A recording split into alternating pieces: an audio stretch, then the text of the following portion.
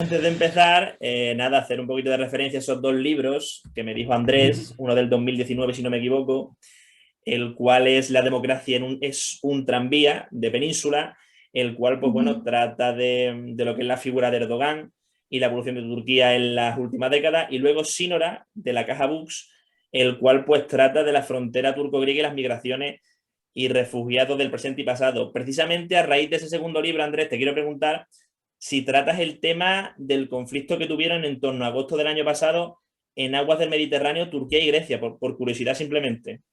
No, no llegó ahí. No El llegaste. libro se publicó en febrero, justo un poco antes de que hubiese la crisis de los refugiados entre Grecia y Turquía.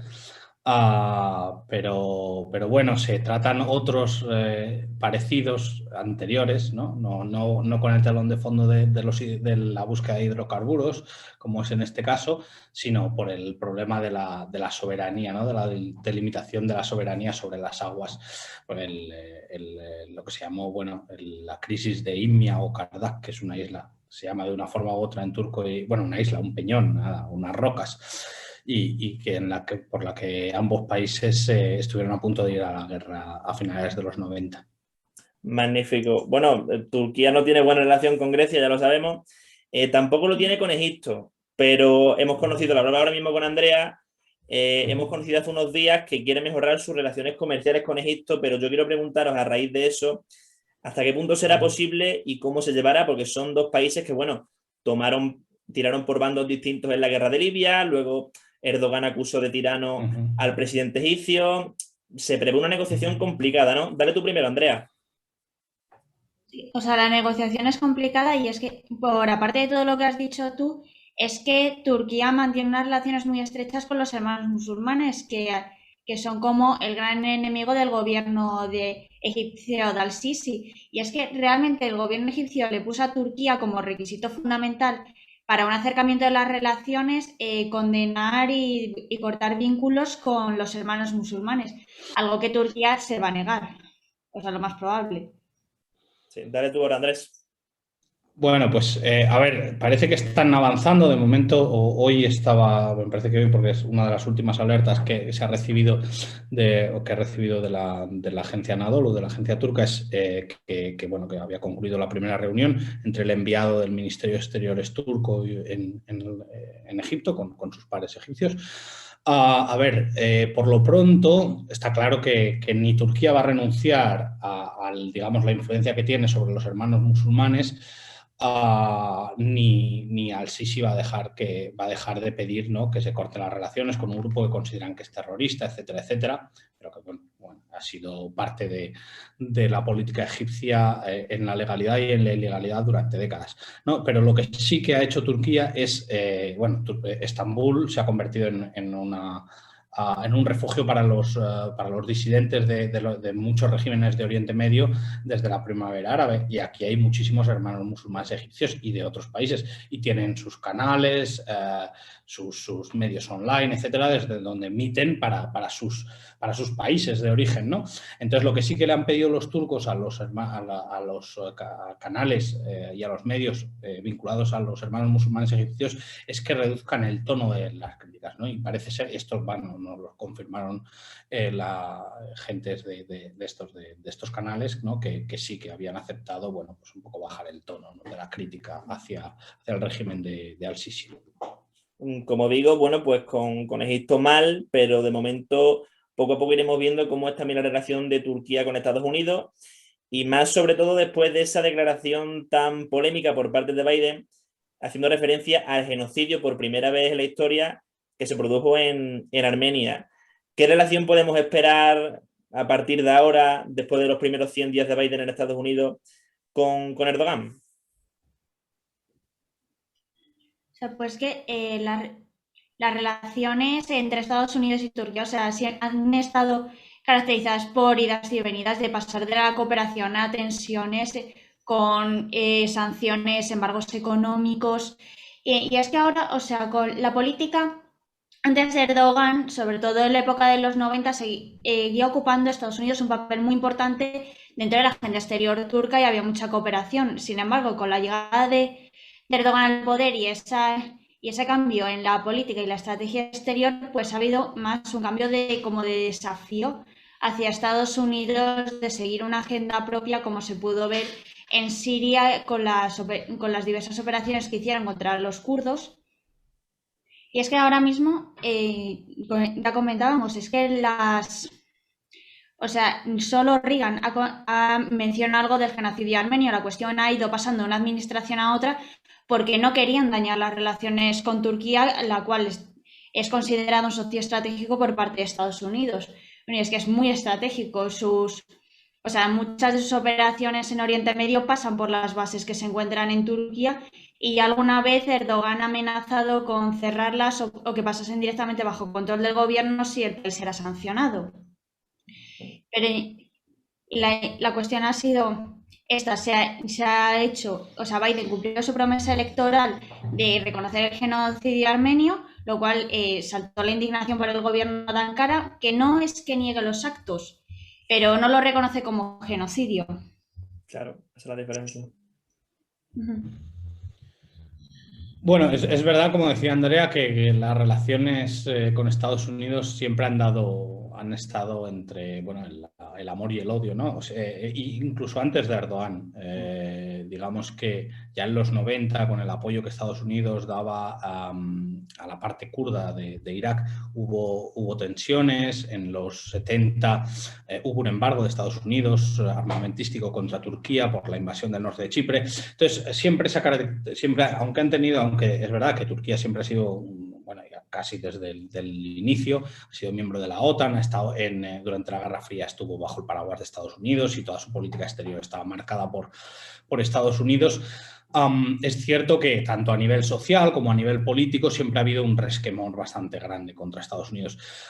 Y esto, bueno, Erdogan durante su primera década tuvo cierta colaboración, tuvo sus más y sus menos, pero es verdad que especialmente a raíz del golpe de Estado de 2016 y el giro más nacionalista que ha tenido Turquía, pues que ha tenido Erdogan, entonces sí que se está notando una tensión cada vez mayor, sobre todo, como decía Andreas, por la cuestión del apoyo de Estados Unidos a los kurdos, que Turquía considera terroristas. Estados Unidos critica que Ankara, los planes que habían hecho antes para apoyar a cierta parte de la oposición salieron todos mal y que lo único socio fiable que tiene en Siria contra el Estado Islámico son los kurdos, las milicias kurdas, etcétera, etcétera.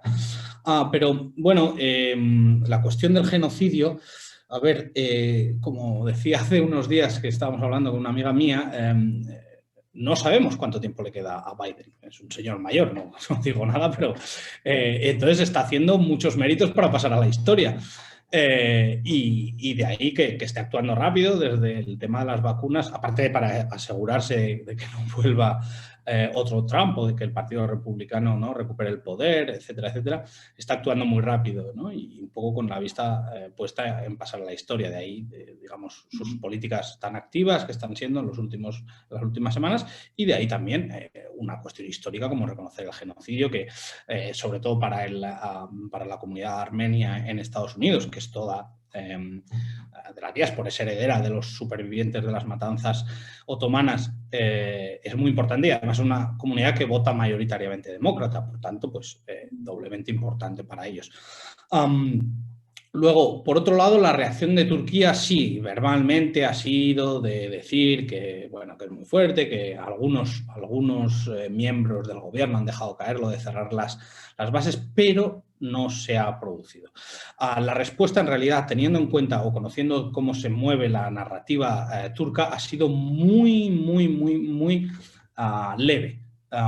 Y esto lo está comentando bastante gente aquí, aunque digamos que no los medios generalistas, porque básicamente están prácticamente casi todos cooptados por el gobierno de Erdogan, sino a un nivel más especializado sí que están diciendo, bueno, ha habido pues, yo qué sé, la pataleta típica, pero no ha habido ninguna respuesta efectiva. Por ejemplo, cuando lo que hablaba antes de las sanciones que se impuso por la invasión de Chipre en el 74, como respuesta a las sanciones, Turquía cerró la base de Incirlik, que es hasta ahora era una de las bases, o sigue siendo una de las principales bases de Estados Unidos para Oriente Medio, está en el sur de Turquía, muy cerca de la frontera con Siria también, entonces, bueno, es una base muy importante. También hay una base de radares también en la zona suroriental de Turquía, Kurecik, que es muy importante.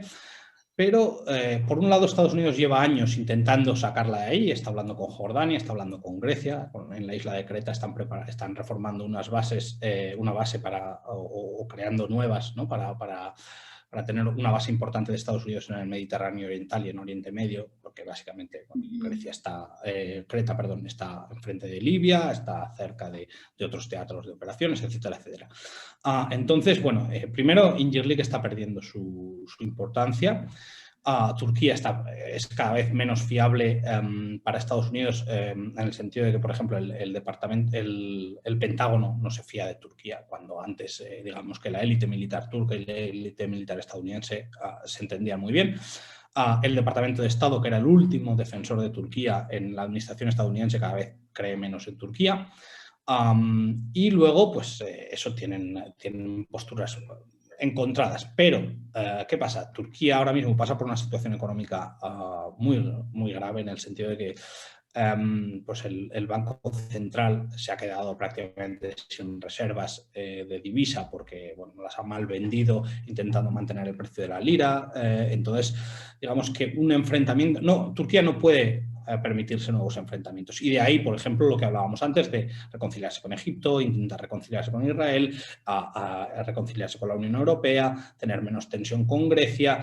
Todas esas cosas están relacionadas con la mala situación económica. Es decir, Turquía sabe que no puede hacer ahora mismo, que no puede llevar a cabo a una política exterior tan agresiva, porque eso, digamos que revierte, o sea, eso, daña su imagen, y si se daña su imagen, salen los pocos fondos que quedan, a Turquía no le quedan, o sea, bajaría la lira, a Turquía no le quedan prácticamente herramientas con las que luchar contra una nueva depreciación de la lira.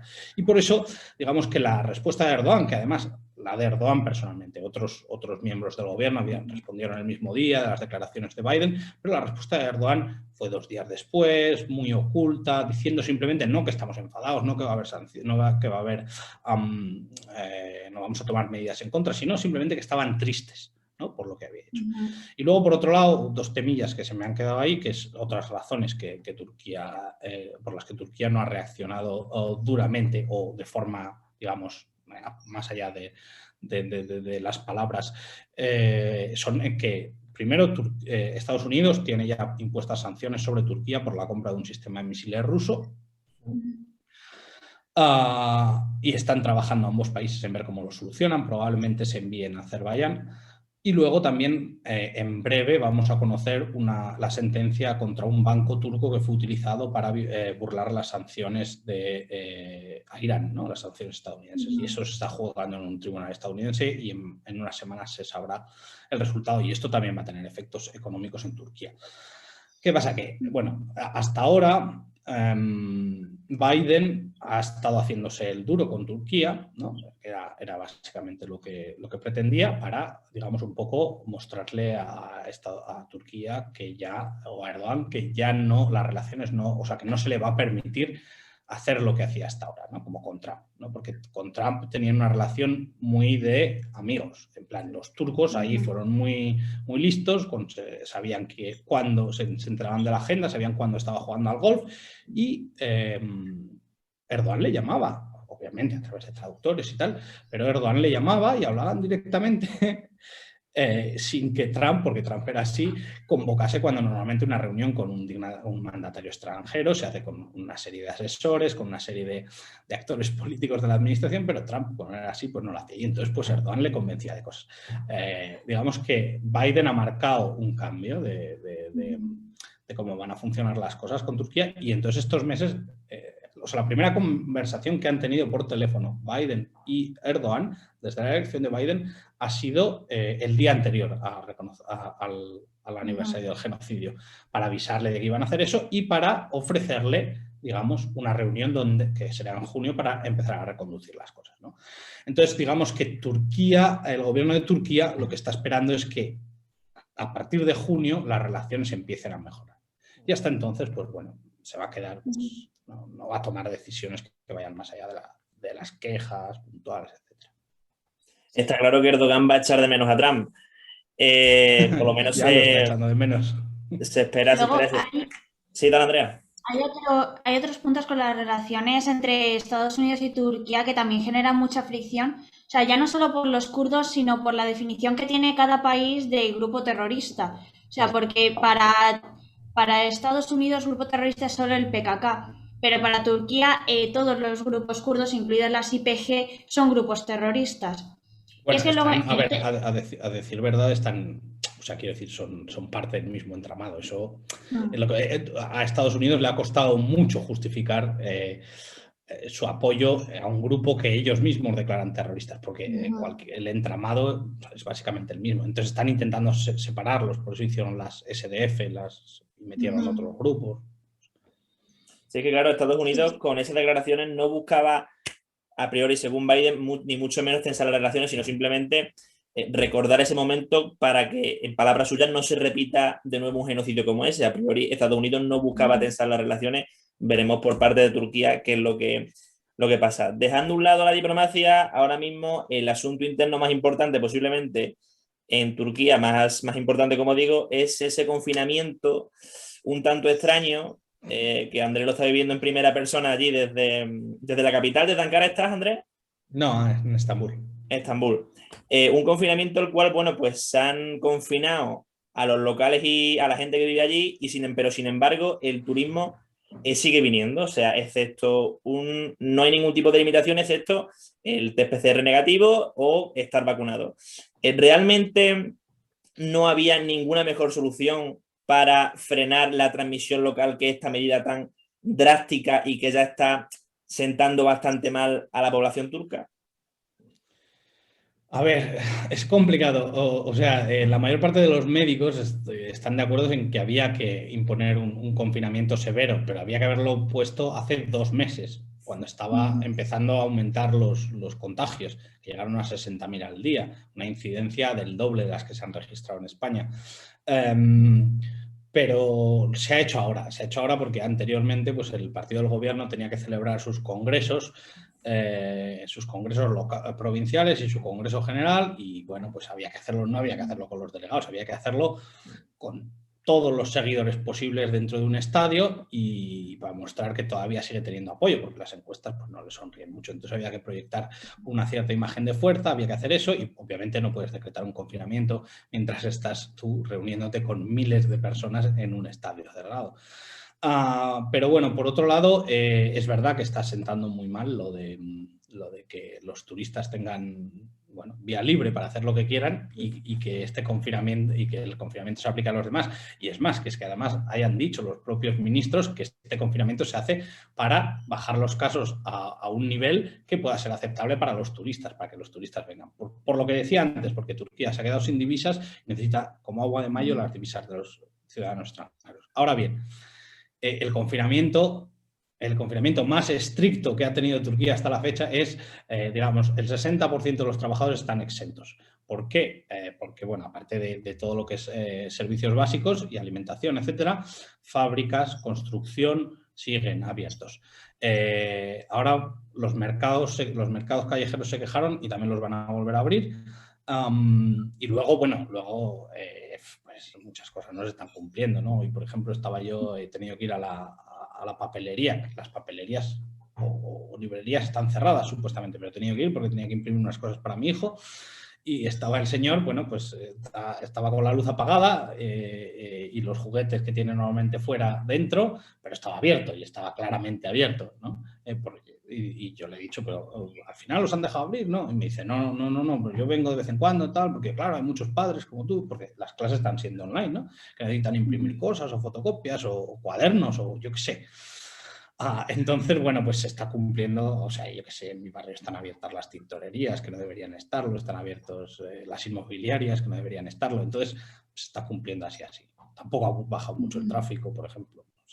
Entonces veremos, están bajando los casos, pero bueno, veremos a ver si basta o si lo alargan o qué va a pasar. Pero desde luego, por llevarlo otra vez a la política, si al principio de la pandemia, durante los primeros meses, el apoyo al gobierno subió y el número de la gente que decía que estaba bien gestionado era el 90%, ahora está por debajo del 40%. Entonces, sí que está habiendo mucho enfado. Es que si hubiese habido un confinamiento así en España, por ejemplo, Andrea, ¿cómo hubiésemos reaccionado aquí?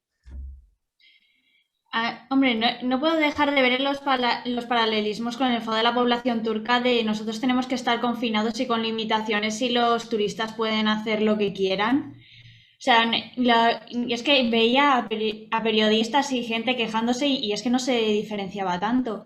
Es que además, o sea, no sé si esto influiría mucho, pero es que después de las declaraciones de Biden del genocidio armenio, la lira bajó muchísimo, alcanzando casi mínimos históricos y claro, decretar después el confinamiento pues sería un golpe tremendo a la economía. Sí, lo es. Por eso al final el confinamiento es confinamiento, pero no es confinamiento. Porque por eso han mantenido las fábricas abiertas, la construcción abierta, digamos, porque si paran la economía esto puede ser un desastre. Y aún así ya está siendo un desastre para muchísimos trabajadores que no están registrados, porque hay una parte importante, un tercio más o menos, de la economía sumergida. Entonces estas personas no pueden trabajar. O van a trabajar arriesgándose a que les pongan multas que son equivalentes a su salario, ¿no? Sí. Situación. Y luego tenemos... Dale, Andrea. O sea, luego tenemos la enorme polémica que está habiendo de cara a la venta de alcohol, que de cara al interior de Turquía no sé cómo se estará gestionando, pero al parecer ha causado muchísimo descontento. Sí, desde luego, y no solo por la gente que bebe, sino por la gente que tiene esas tiendas, porque aquí, aparte de los supermercados, ¿no? Como en todo el mundo, la tienda, el pequeño comercio de los colmados, ¿no? Que se llaman bacal, tanto los que venden alcohol como los que no venden alcohol son muy importantes para los barrios, ¿vale? Pero hay algunos que tienen licencia para vender alcohol. Entonces, bueno, pues viven básicamente pues, de la venta del alcohol y del tabaco. Claro, si les quitas la venta de alcohol, que cada vez les da menos dinero porque cada vez tienen más impuestos, el alcohol, pues obviamente estamos con un gobierno islamista, intenta dificultar lo más posible la venta de alcohol sin llegar a prohibirla porque no puede hacerlo, porque es inconstitucional y porque se levantaría la mitad del país. Pero bueno, pues ahora se han sacado de la manga que también se prohíbe alcohol, alegando que en otros países también se prohibía. El único que lo ha hecho, que yo sepa, es Sudáfrica, pero bueno, pues se vendía por debajo de la manta. Además es que de la forma que lo han hecho lo hicieron con una declaración, ni siquiera se publicó una orden del Ministerio. Sí. Y ni siquiera se publicó una orden del Ministerio del Interior. O sea, en la orden que ponía las restricciones ni siquiera salía lo de la venta de alcohol. Simplemente lo dijeron y luego pues hubo muchas quejas del gremio de venta de alcohol, ¿no? Porque es que les hunden. Y después de eso, bueno, pues ahora están llegando a acuerdos con los gobernadores provinciales para que las decreten ellos, las prohibiciones y tal. De todas formas, yo he visto a gente comprar alcohol y a mí me han dicho los que venden aquí que si necesito me traen. Pero bueno.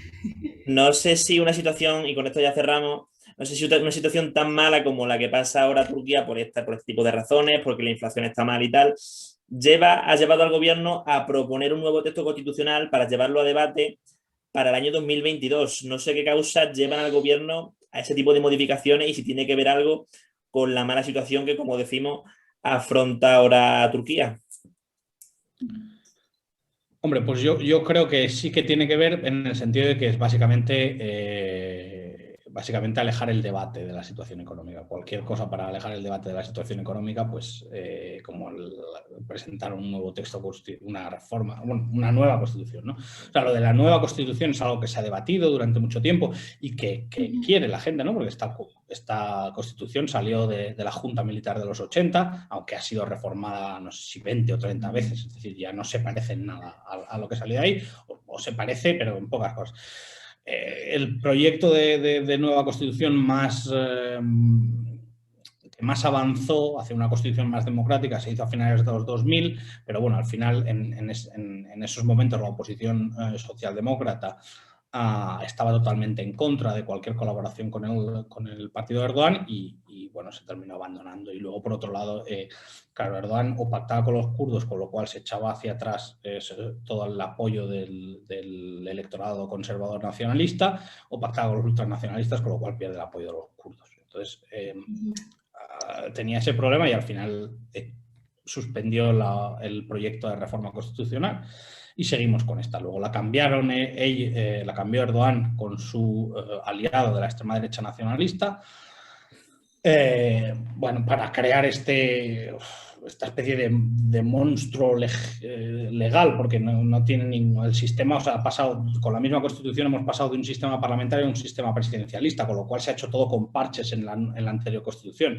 Bueno, otra de las razones por las que se intenta hacer esta Constitución es para hacer una Constitución declaradamente presidencialista, pero vaya, la oposición no quiere ni hablar de una constitución presidencialista o de una constitución así, y el gobierno o los partidos que apoyan al gobierno no tienen suficientes escaños ni siquiera para convocar un referéndum constitucional. O sea que veremos a ver en qué se queda eso. Si cooptan a gente de la oposición para poder convocar un referéndum, porque de los 2/3 necesarios para aprobarla en Parlamento, no, eso es imposible.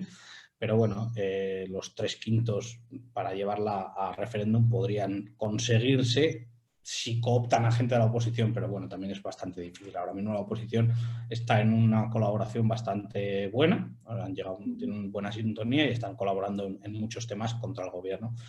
Y de hecho, según las encuestas, están avanzando en intención de voto. Sí, ahora mismo, según las últimas encuestas de popularidad, Erdogan ha caído muchísimo, pero los alcaldes de Ankara y Estambul han subido muchísimo. Y claro, Erdogan tiene que jugar con los tiempos de popularidad, cuando convoca, cuando hace reforma constitucional, porque es que ahora mismo el AKP y él personalmente pierde mucha popularidad. Y es que el truco que tenía antes de que cada vez que hacía una campaña en política exterior su popularidad aumentaba, cada vez sirve menos. Efectivamente.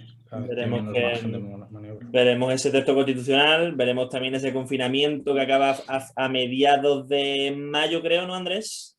El 17. 17, veremos qué tal la idea de los turcos de ese confinamiento.